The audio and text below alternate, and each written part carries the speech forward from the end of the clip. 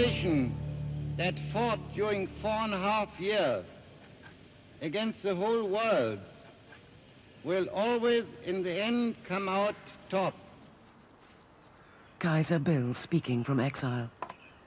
Stripped of his power, but still the unrepentant German nationalist.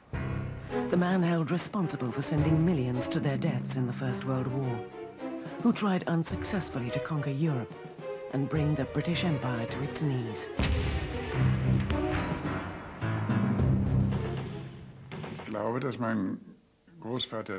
In the years immediately after the First World War, I believe that my grandfather agonized over his responsibility for the German defeat.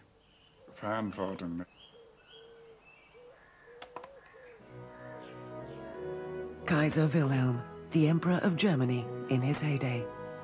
He rather ungraciously dismisses his second most senior admiral. Wilhelm's withered left arm, which caused him so much distress in his childhood, is barely noticeable. It's wartime, and his forces are occupying Belgium, parts of France, and huge swathes of Russia and Eastern Europe.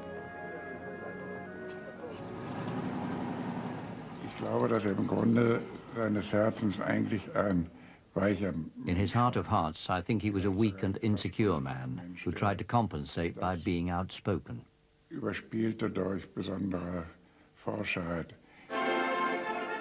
During his 30 years on the throne, Wilhelm saw himself as the personification of German nationalism.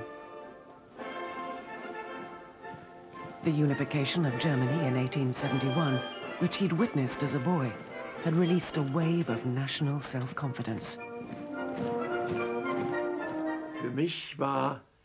For me, Germany was the Kaiser. And when we saw him, we could not contain our excitement and would shout, "Hurrah!" The Kaiser was the highest being in existence, a world star on the same level as God or the Pope. He looked good, had a good figure, was vigorous and big.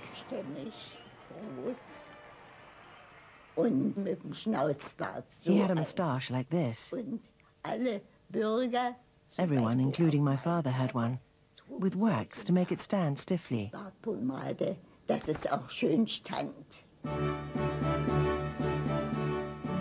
Wilhelm grew up in Potsdam, the home for generations of the royal house of Prussia, the Hohenzollerns. He was born in 1859. His English mother, Vicky, was Queen Victoria's eldest daughter. She had a long and very painful labor because her infant was in the breech position. To deliver the baby, the German doctor had sharply yanked down his arms, which damaged the nerves in his neck. Wilhelm's left arm was unable to grow or function properly. One must take in consideration that even today, if you have a disability, it's a great problem. But at that time, to have a disability was a disaster. The people were not called disabled, but they were simply called cripples.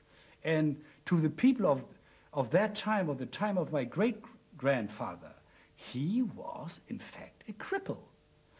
And a cripple in his position, being the future Emperor of Germany, being the head of the army, that was a complete catastrophe.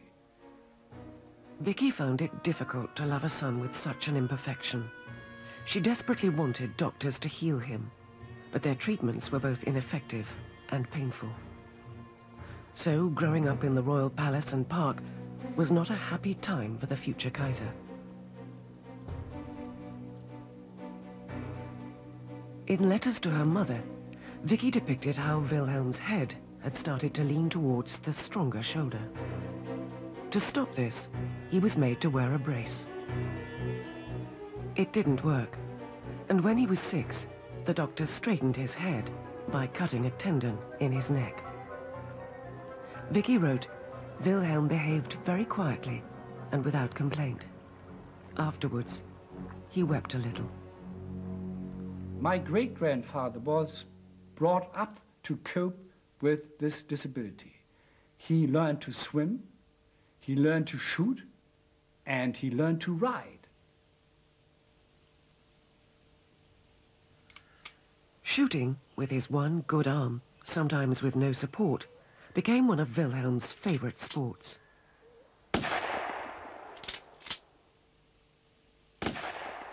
But in everyday life, of course, he was quite handicapped. That meant that during dinners or luncheons, he had a footman behind him who had to cut his meal, or his dinner or luncheon partner had to cut for him the meal. Later on, he used a sort of combined fork and knife that was one instrument, where he could at the same time cut and have a fork. Vicky directed her son's political education with the same fervor that she applied to his disability. She impressed on him how backward Germany was, politically and socially, compared with England, and her hopes that first her husband, the Crown Prince, and later Wilhelm, would put this right.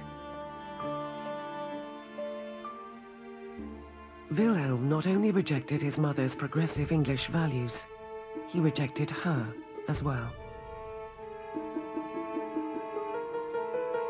In 1888, while his father lay dying after a reign of only a few months, Wilhelm surrounded the palace with loyal troops.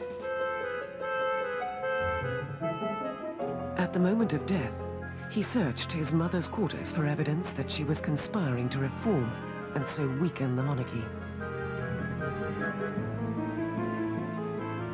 The new Kaiser, he was 29, had no intention of handing over any of his imperial powers to the German parliament, or the ape house, as he later called it. He intended to rule as well as to reign.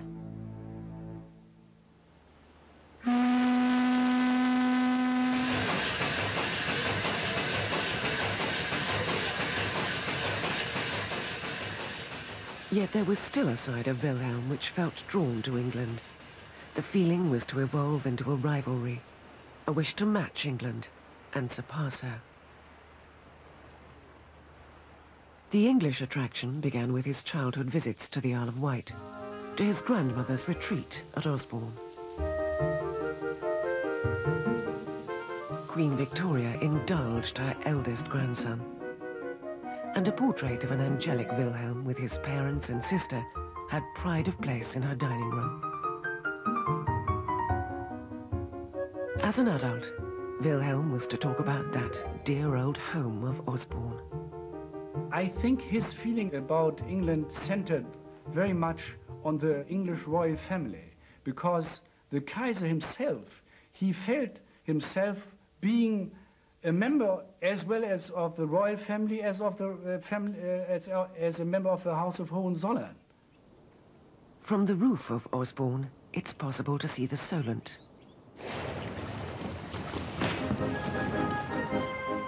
One of Wilhelm's visits coincided with Cowes Week.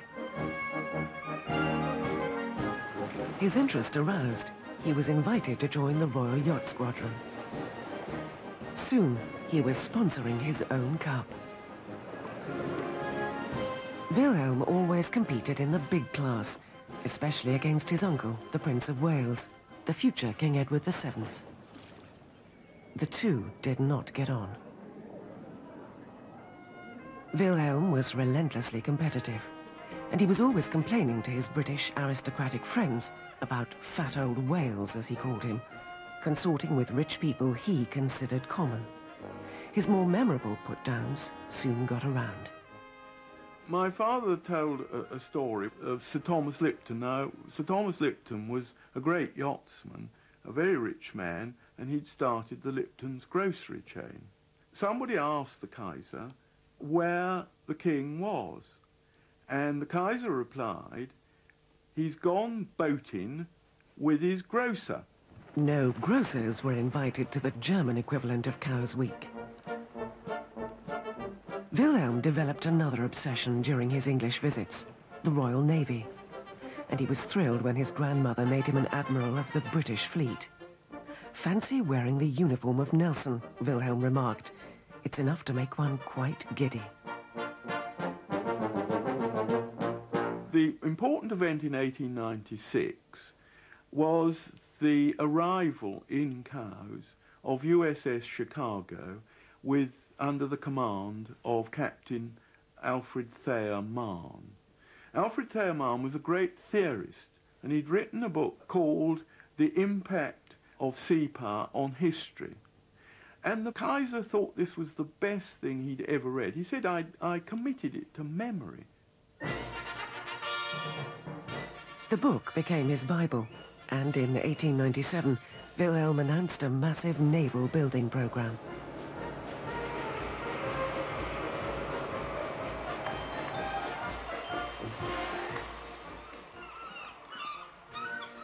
The Kaiser wanted to turn his country from a continental power into a sea power, a world power. He said Germany was entitled to what he called a place in the sun.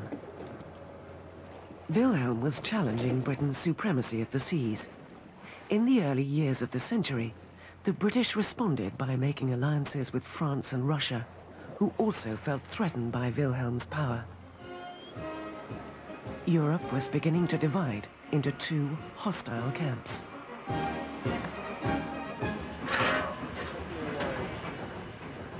In early 1901, after news reached him that Queen Victoria's health was failing, Wilhelm came hurrying over to Osborne. He joined his uncle and other members of the royal family in her bedroom and was helping the doctor to support her on her pillow when she died.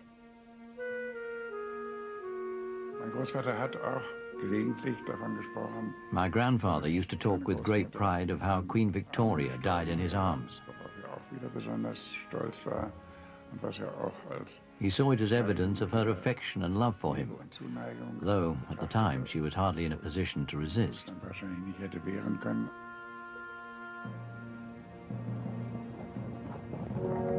The British public responded warmly to Wilhelm's presence.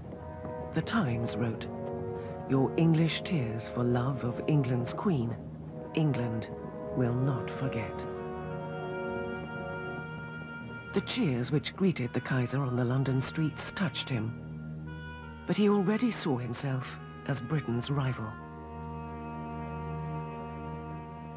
My great-grandfather Kaiser had a very ambivalent attitude towards England, in the fact that he wanted to be admired as a normal English gentleman, and on the other hand being feared as a Prussian warlord. But there was yet another side to this complex man, which was to cause the greatest embarrassment in his life. Despite his bravura and obvious enjoyment of the privileges which came with power, Wilhelm was a lonely and uncertain figure. But before he came to the throne, he'd met a man who appealed to him in a way that his friends from the officer class and the British aristocracy did not. It was a fateful choice. Philipp zu Eulenburg was a sensitive, artistic, and in some ways unconventional man who appealed to Wilhelm's softer, more romantic side. Die Rosenlieder hat mein Großvater komponiert. My grandfather composed the Rosenlieder. He had a very beautiful voice. He sang and composed other songs, some of which were dedicated to the Kaiser. Of course, the Kaiser liked that a lot.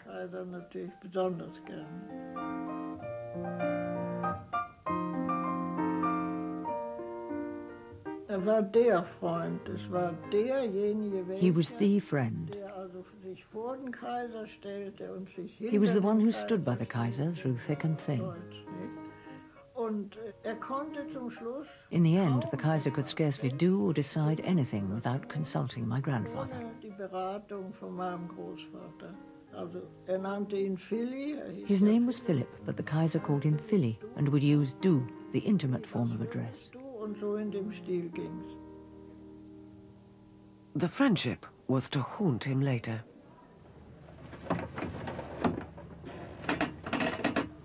Wilhelm's other great recreation was taking long cruises on his yacht, the Hohenzollern. He was an early practitioner of German travel mania.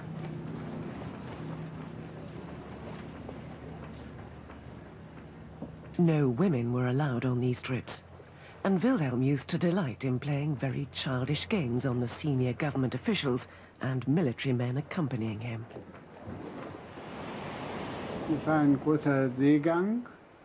The sea was rough, and many of them were feeling seasick.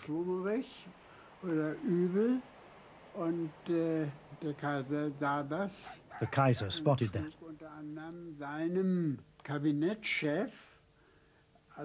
Using his right arm, which was well developed, he suddenly punched the chief of his naval cabinet in the stomach. The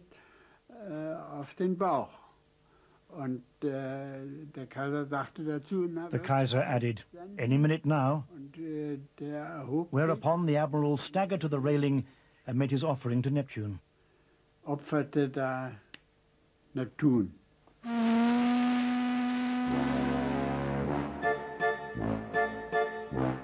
Sometimes Wilhelm's pranks and the eagerness of senior officers to oblige him got out of control. Such was the case of General Count Hülsen-Hasler. The general dressed up in a pink tutu and danced a little ballet. Suddenly, he dropped dead from a stroke.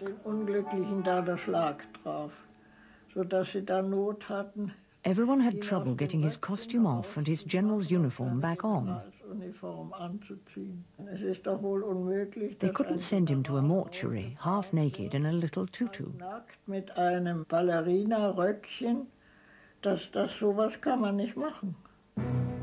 That scandal didn't reach the public. Another one did. In 1906, a Berlin magazine accused Philipp Eulenburg, a married man with 8 children, of being a homosexual. After a delay, Eulenburg sued the magazine. But the evidence produced in court resulted in Eulenburg being put on trial for homosexuality. The terrible thing was that the Kaiser, the great friend, immediately dropped my grandfather. But arrogant as he was, the Kaiser had promised that the moment Philly was found innocent, he would collect him from court with a coach and 6 horses. But Philly was not able to clear his name. He developed a frightful heart condition, and the trial was suspended. Philly was carried out of court on a stretcher, and the Kaiser, the great friend, didn't lift a finger. Und der Kaiser, sein Freund, hat sich nicht gerührt.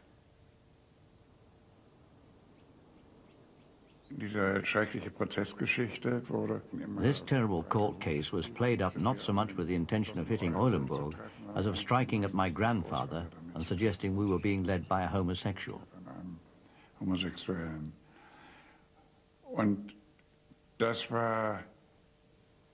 This was such a serious political matter that my grandfather felt that a continuation of this friendship would endanger both state and monarchy.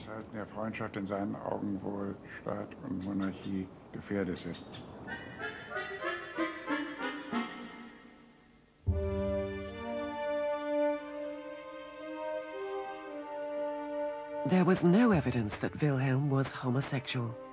Quite apart from a wife and 7 children, he had had, in his early days, a string of mistresses and 2 illegitimate children. Philip's broken health prevented him from going back to court to clear his name. Wilhelm never spoke to his bosom friend again.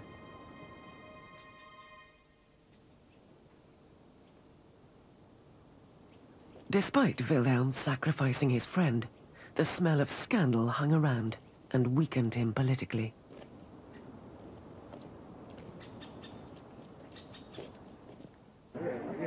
Throughout his reign, Wilhelm felt threatened by the growth of the socialists, who by 1912 had become the largest single party in the Reichstag. They made no secret of their wish to clip his wings.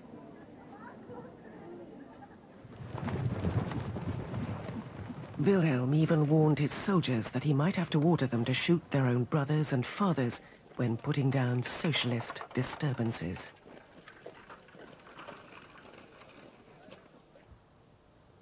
(1912) was also the year when he realized that his attempts to turn Germany into a superpower had provoked 3 countries, Britain, Russia and France, to ally against him. The Kaiser told his army chiefs in December 1912 that they should prepare for war. The best time for Germany to fight would be in about 18 months' time.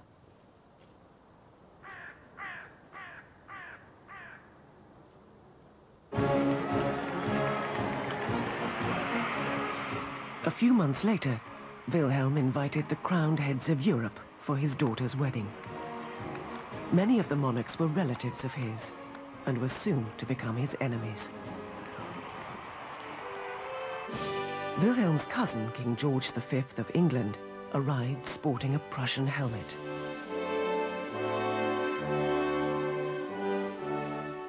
The king's secretary was alarmed to hear from Wilhelm that a European war was imminent.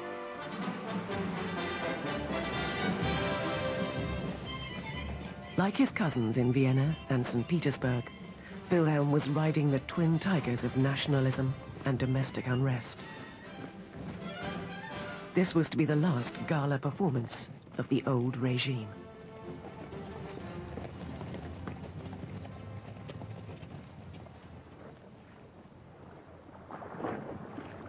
In June 1914, Wilhelm was in Kiel, where the German fleet was awaiting a British contingent on a courtesy visit. Sailors from the two countries were to test each other's strengths on the water.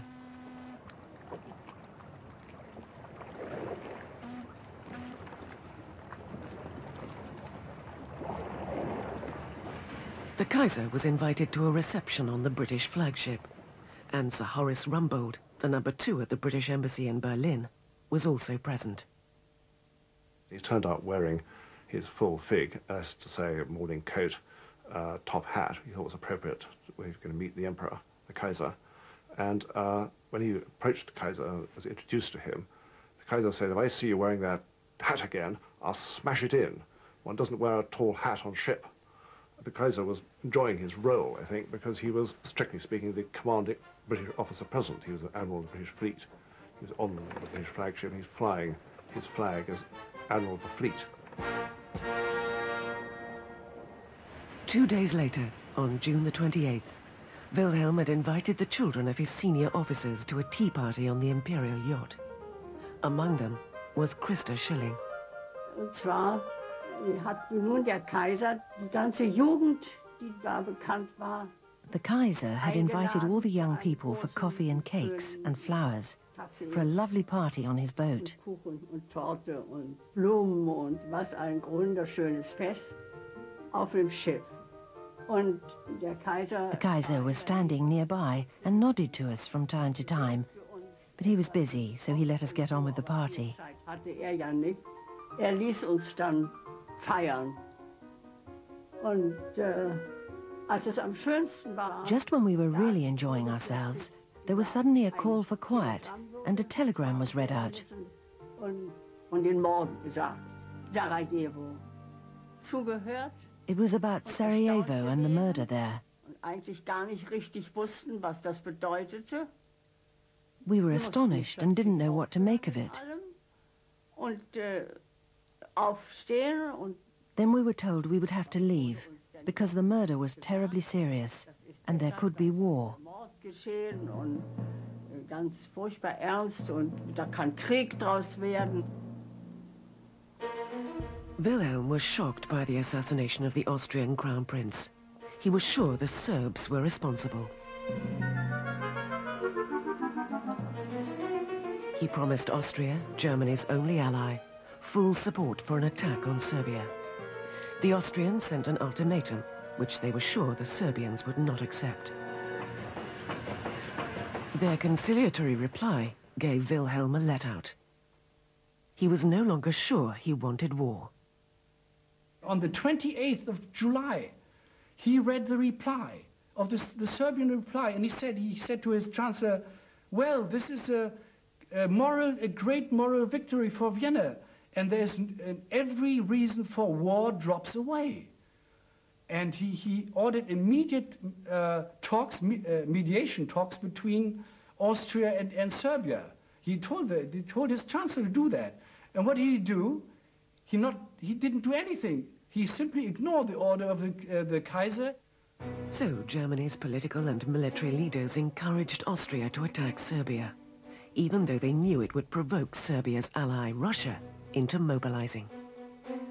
The timetables and plans, worked out with Wilhelm's agreement before 1914, began to override his panicky attempts to limit the war. The prospect of a world war frightened the Kaiser and brought him into conflict with his army chief, von Moltke. On August the 1st, in this room, Wilhelm signed the order for general mobilization. But a few hours later, he excitedly told Moltke that Britain would remain neutral if Germany didn't attack France, so it would be best to leave France alone. An astonished Moltke reminded the Kaiser that the plan had required Germany to knock out France before attacking Russia, and that millions of troops were already on their way to the French frontier. To turn them around now would be disastrous. My great-grandfather declared war on France because he was urged by his generals that the time, well, I'm not a military man, but the Kaiser was put before the question: either you declare war now, or the war would be lost. Wilhelm gave in only after a new report made clear that Britain would not stay out of the war. An exhausted Kaiser summoned Moltke. Now do as you please. I don't care either way.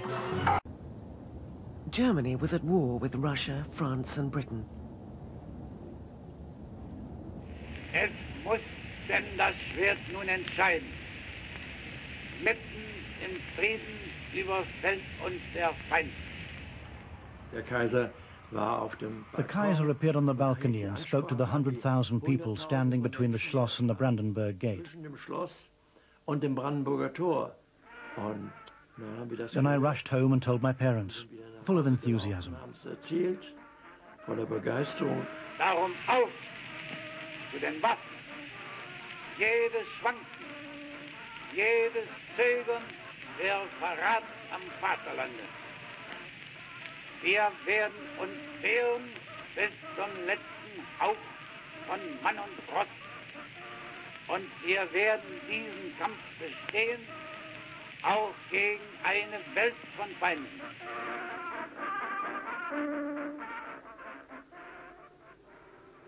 Wilhelm had told his departing troops, "You will be home before the leaves have fallen from the trees." His generals had assured him that France would be defeated in 40 days. But it was soon clear that the war would last much longer. Later, Wilhelm would say he lost sleep thinking of the huge sacrifices Germans made during the war. But in the early years, he reveled in repeating bloodthirsty stories of piles of corpses 6 feet high.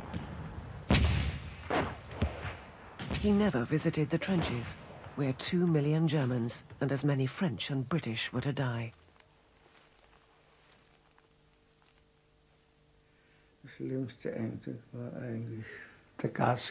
The worst memory is gas.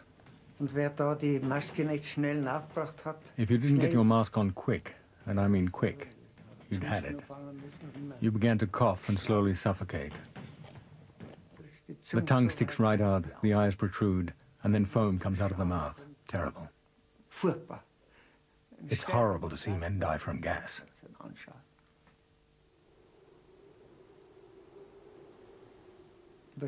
War is always ghastly. When men have to die, many of them so young. Sterben müssen, so jung, manche.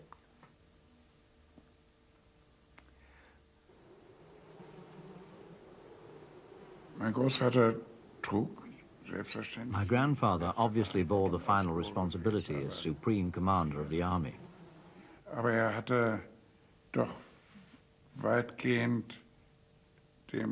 But he gave the chiefs of the general staff a virtual free hand.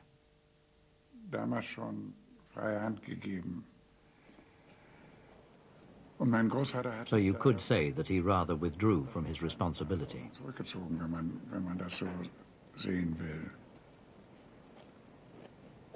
It was called the Kaiser's War, but both strategy and management of the war, and eventually political decisions, were in the hands of the generals. By the summer of 1916, Wilhelm's role had become largely symbolic. But there were exceptions. He did, for instance, dig in his heels over naval operations. The man who built his fleet, Admiral Tirpitz, wanted to use it against the British. Contrary to the recommendations of Tirpitz, my grandfather, the Kaiser was reluctant for his precious fleet to face danger. Er wollte die Flotte eigentlich als ein Trumpfass He wanted to keep the fleet up his sleeve as the ace of trumps at the peace negotiations. für den Friedensvertrag und ähnliche Ideen.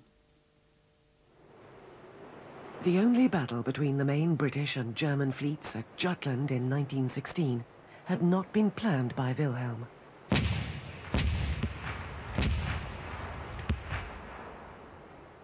The Kaiser's force sank more ships and killed more men. The spell of Trafalgar is broken, Wilhelm declared. In fact, the tight British naval blockade of Germany was not affected by Jutland. By the end of 1917, the Kaiser's subjects were living on a diet of root vegetables. They called it the turnip winter.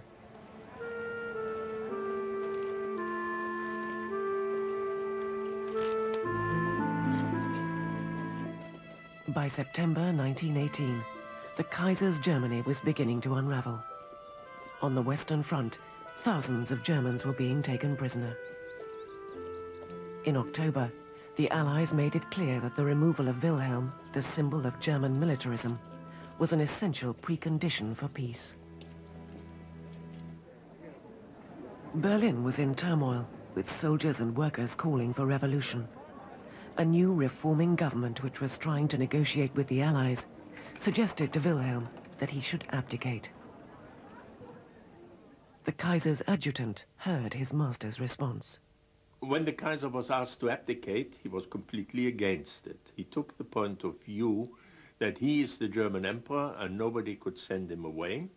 On the other side, if there were problems inside Germany by troops rebelling, he would take other troops he thought he could rely upon, go back to Germany, bring things in order, and shoot the traitors if necessary. Wilhelm had earlier left Berlin because he thought he would be safer with troops at the front. But whilst he was traveling, soldiers shouted at him for the first time in his life. They accused him of prolonging the war. It was to the little Belgian town of Spa in the Ardennes that Wilhelm came for help. Here were the German headquarters and the generals he could rely on. They met on the morning of November the 9th. First to speak was General Groener, number 2 in the military hierarchy. General Groener told the Kaiser, my great-grandfather, that the German army would go back to Germany quietly under the command of the generals, but not under the command of His Majesty. The Kaiser immediately replied that he wanted to have written proof of that statement. The generals couldn't produce that, and then the Kaiser asked, and what about the oath sworn to me and the colors? And the General Groener replied, that doesn't mean a thing anymore. Wilhelm went into the gardens of the chateau where he was staying to think the unthinkable. Should he abdicate? While he was pondering, a phone call from Berlin brought the news that the government had already announced his abdication and proclaimed a republic. He sat for 2 hours in his chair thinking, smoking one cigarette after the other and saying nothing. Late in the afternoon, Wilhelm and his staff decamped to the imperial train. They were worried that disaffected soldiers might seize him. After all, revolutionaries had murdered his cousin, Tsar Nicholas, a few months earlier. After hours of agonizing about what to do, Wilhelm decided to leave. At 5 in the morning, the train pulled out. A few miles on, it stopped. Fearing they might meet retreating troops, Wilhelm's party transferred into waiting cars. The Kaiser urged his accompanying officers to equip themselves with guns. So in the car, everyone had a gun between his knees, just in case. Close to the Belgian-Dutch border, the cavalcade ran into a retreating German unit. The Kaiser crossed the border in 8 smart cars with armed guards. I can see it now. He whizzed past and I saw him very briefly.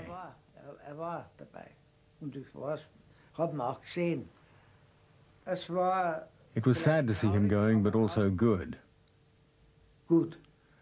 Because it meant that the war was over. That was important for us soldiers, as we were sick and tired of the war. Now we knew we could at last return home.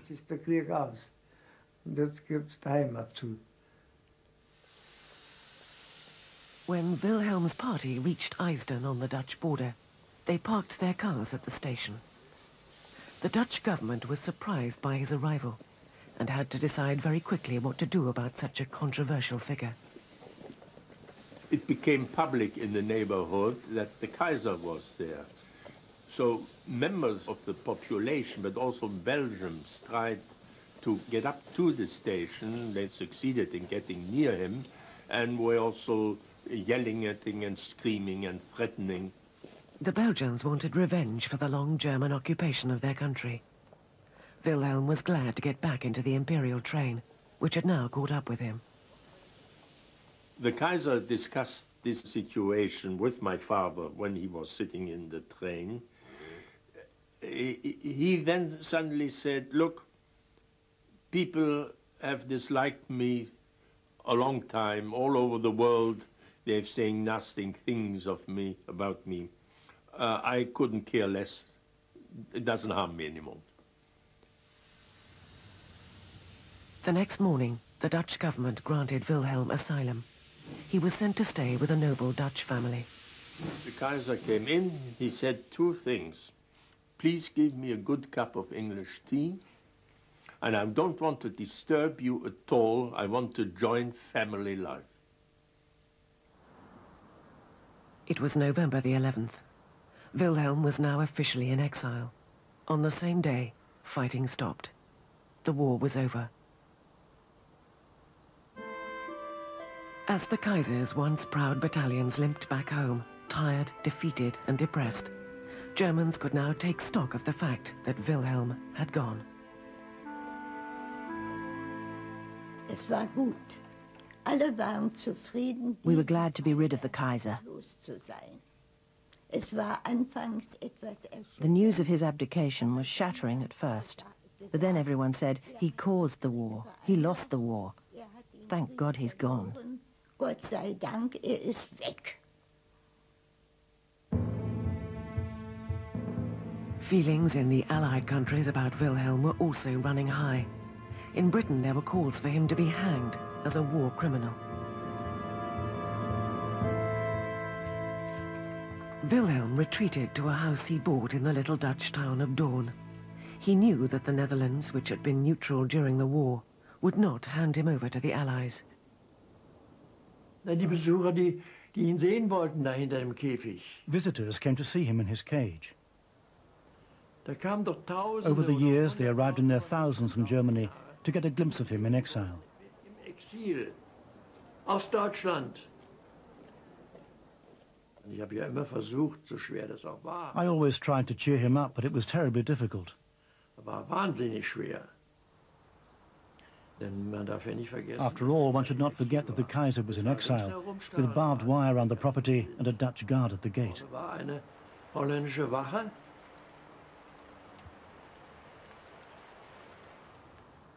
This was to be Wilhelm's home for over 20 years, a quarter of his life.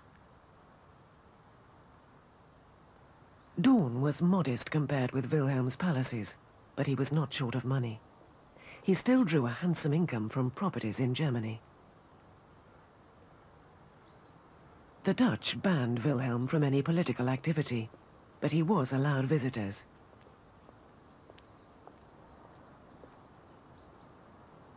For his new life, Wilhelm rearranged his facial hair.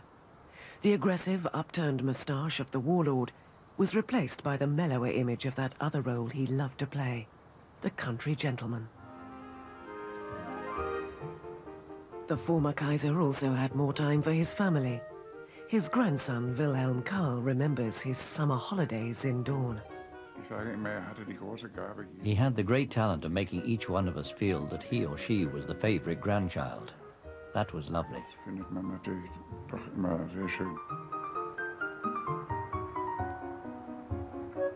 The saddle which Wilhelm Karl's grandfather brought with him from Potsdam and used to sit on at his desk is still in the study.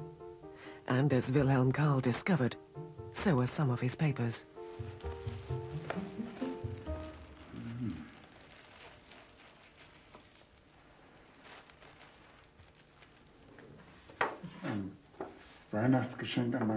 It's my Christmas card to my grandfather. It says, "Dear Grandpa, Happy Christmas 1933.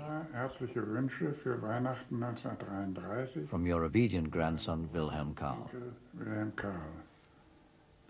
It's the Imperial yacht attending naval exercises. I'm touched that he kept it. It's not that artistic.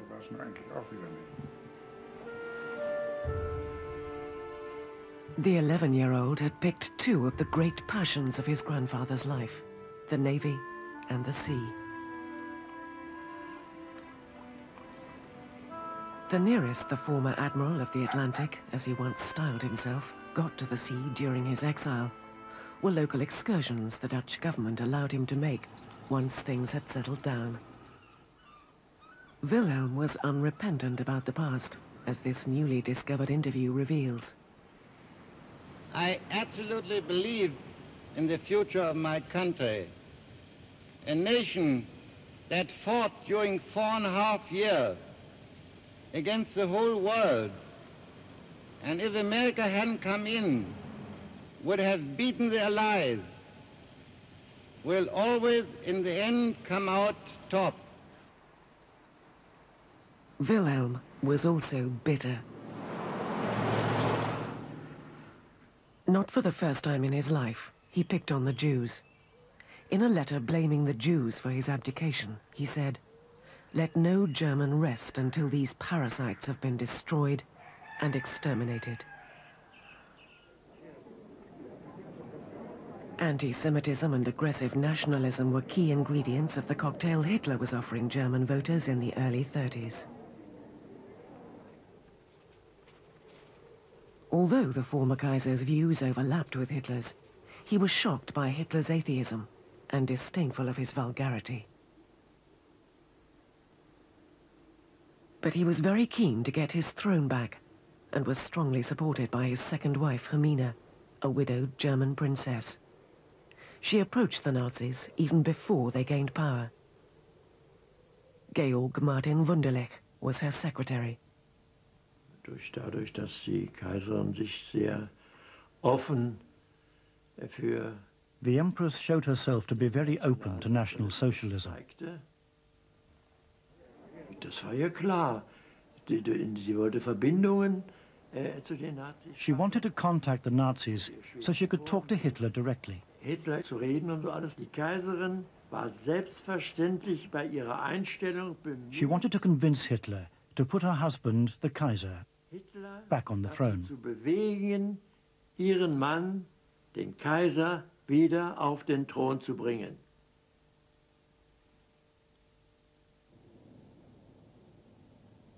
Hermine succeeded in getting Hitler to send Goering, his chief lieutenant, to Daun. But the talks got nowhere. Hitler was never seriously interested in restoring Wilhelm to his throne.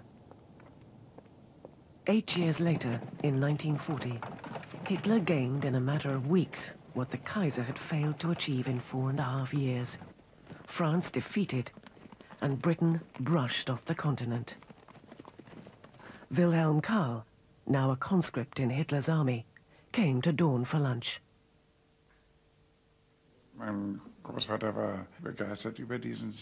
My grandfather was enthusiastic about this victory because he still felt very close to this army, particularly with the higher ranking officers whom he had known well before and during the First World War.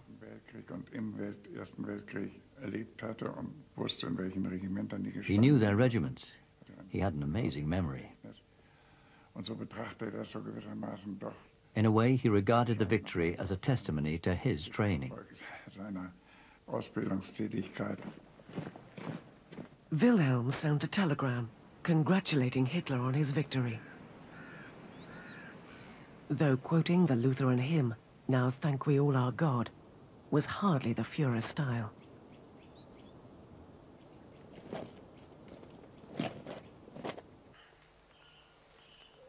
The former Kaiser was to spend the last year of his life as an unimportant subject of Hitler's Reich. He was to go to his grave as a major promoter of the First World War and the man who stifled the growth of democracy in Germany. He inherited one of the most advanced countries in Europe and left it ruined. His failures were spectacular, disastrous, and bloody, and must outweigh the good which some people detected in him. Of course, he knew that according to our constitution and old Prussian traditions, the responsibility for everything was his. And he kept asking himself, where have I failed? What have I done wrong? What could I have done differently? The last German Kaiser died in 1941 at the age of 82.